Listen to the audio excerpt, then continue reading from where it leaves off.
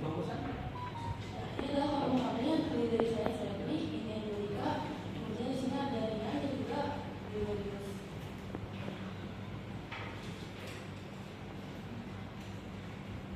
Nah, di sini ada latar belakang yang akan dibahas yaitu pengembangan pendidikan di daerah 3T. Nah, di sini tuh pendidikan adalah fondasi utama sebagai sarana untuk meningkatkan sumber daya dari manusia dari suatu bangsa.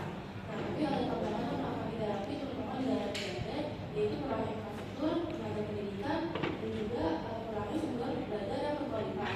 Oleh karena ini dapat menyebabkan adanya kesenjangan pendidikan di daerah 3T dan menyebabkan terpengaruhnya rasa kebangsaan di daerah tersebut.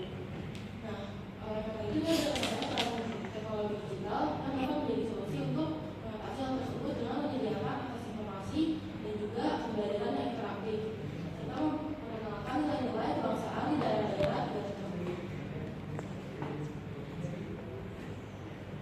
Nah, ini ada juga strateginya kita harus melakukan secara interaktif dan juga diskusi untuk menumbuhkan rasa cinta dan tanah air itu. Selanjutnya ini akan dilanjutkan oleh rekan saya itu Angelika. Jadi berikutnya saya akan membahas tentang narasumber. Sebagai narasumber pertama kita memilih TVRI sebagai media televisi nasional yang sudah menyebar di seluruh Indonesia. Kemudian kita ada narasumber pendukung yaitu guru sebagai tenaga pendidikan dan juga siswa. Yang pertama kita sudah melakukan kunjungan untuk survei wawancara kita ke TVRI yang berada di Gelora Tanah Abang, Kota Jakarta Pusat. Untuk sementara kita belum melakukan wawancara karena waktunya belum dikonfirmasi lagi. Dan berikutnya kita telah melakukan wawancara di SMA Polisi Indah.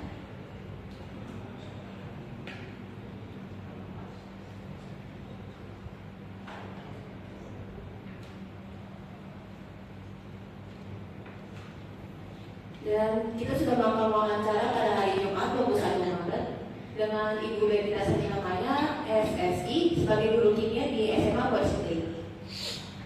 Berikutnya kita juga sudah melakukan wawancara ke SMA Mutiara Bangsa 1. Yang kita wawancarai adalah muridnya yaitu Angelika Disela sebagai siswi SMA Mutiara Bangsa 1 kelas 11 IPS. Wawancaranya dilakukan pada hari Jumat juga tanggal 21 Maret 2025. Yang ketiga kita sudah melakukan wawancara lagi ke SMA 19 Jakarta. Yang kita wawancarai adalah Pak Irsyad Usman, SPD, sebagai guru bahasa Mandarin SMAN 19 Jakarta, yang telah dilakukan pada Jumat 21 Maret 2025. Oke, selanjutnya kesimpulan dari wawancara yang ini ada dilanjutkan oleh saya. Yang pertama itu adalah sulitnya dari akses internet dari fasilitas yang mempengaruhi pendidikan dan menghambat dari itu tata air dan bangsa.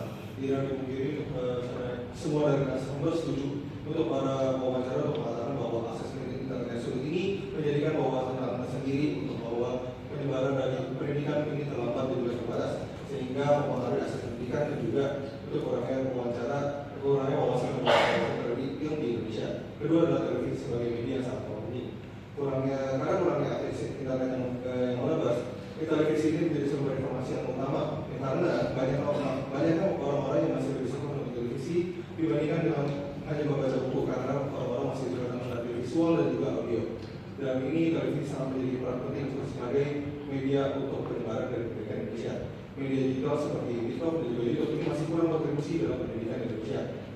Dengan banyaknya TikTok dan juga YouTube, tidak bisa dimungkiri kalau kita buka ini masih banyaknya konten-konten sebagai hanya hiburan saja, tidak ada hanya konten edukasi dan hanya ada konten yang sebagai hoax atau radikal dan juga dari isu sara maupun rasisme.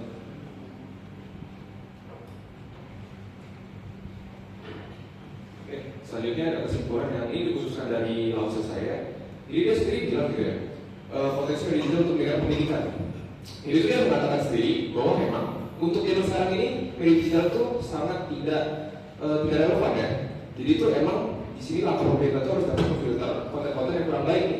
Lalu juga pemerintah diharap untuk menyediakan fasilitas sampai untuk daerah 3T, kayak semacam fasilitas inilah, kayak internet juga semacam fasilitas gitu ya. Lalu dia juga mengatakan gitu, kalau dengan fasilitas memadai, pendidikan kita itu dapat berkembang dengan pesat.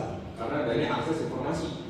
Nah, selain itu juga dia mengatakan kalau kayak platform-platform belajar juga itu dapat membantu gitu ya, seperti ruang guru, gitu-gitu. Oke.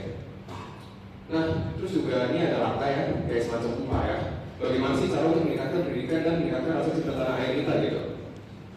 Jadi dia sendiri bilang ada 3 hal penting. Yang pertama itu kita harus membangun dan memperbaiki infrastruktur. Itu maksudnya adalah kita tuh emang sekarang susah kan untuk menjangkau 3T, mungkin karena jalannya juga susah diakses gitu ya. Jadi di sini kalau saya mengatakan memang untuk membenahi dari awal kita harus benar-benar ubah itu semua dari bawah gitu. Kayak semacam ya bangun jalannya, terus kita akan bangun tower-tower TV atau media internet juga bisa. Lalu juga selanjutnya ada untuk meningkatkan kualitas guru dan kurikulum. Nah di sini maksud saya kayak bercerita tentang waktu Jepang dibom lah ya. Itu bilang kalau memang waktu Jepang dibom itu yang dicari pertama adalah guru gitu. Jadi di sini maksudnya apa? Jadi itu di Indonesia ini guru itu sangat dipandang rendah, dipandang sebelah mata gitu. Jadi ini juga yang menyebabkan pendidikan kita itu terhambat gitu, karena kurangnya ada guru-guru yang berkualitas. Lalu juga ada memanfaatkan media digital sebagai media pembelajaran interaktif. Jadi itu karena emang udah zaman sekarang lah ya. Jadi mau nggak mau kita harus beralih dari zaman dulu yang dimana kita belajar menggunakan buku cetak, LKS gitu-gitu. Mau nggak mau kita harus kayak bisa beralih ke media digital gitu untuk mengikuti perkembangan zaman juga. Oke. Nah, jadi mungkin saja itu presentasi dari kami. Maaf jika ada kata-kata yang membuat kalian tersinggung.